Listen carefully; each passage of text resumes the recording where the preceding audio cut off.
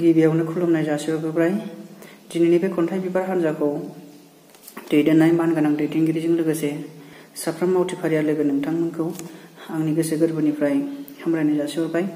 आंनि मुङा मुस्रि गेवलां बसुमतारी, डिस्ट्रिक्ट चिरां, गामि दुनाबारि।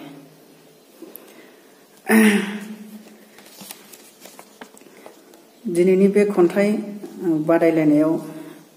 खन्थाइ बिबारनि खन्थाइ बादायलायनायाव आंबो बाहागो लानो सानदों। खन्थाइनि मुङा जाबाय बेलासि बेलासि निजोमाव। जागायबाय।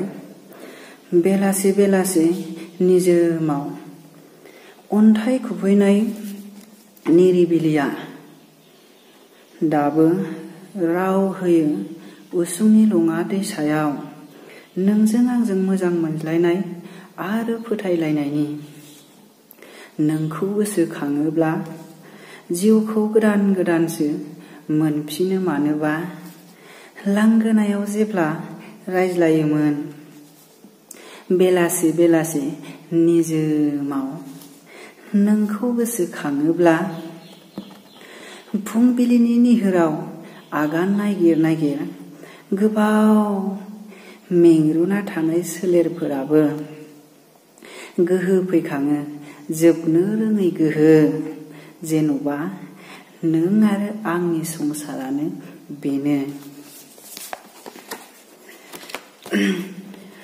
मिथिया बबेया सैथो बबेया नंखाय, मोखां फांथेनाय खानायनि मिनिस्लुनाया हर गेजेरनि सिमां, बेखौ जों सानैजोंल'सो मिथिगौ। नोंखौ गोसोखाङोब्ला अननाय मोजां मोननायनि रावफोरा दाबो नोंनि खाफालनि सिन्दुरफोरखौबो बावगारहोयो। आलासि दुमसि जाफैयोबोला लोगो हमफैनाय हमफैनाय मोनथारो आंखौनो। आं मोनो दाबोनो लांगोनायाव नोंखौ नेनाय बादिनो लाइमोन। गोजोन्थों।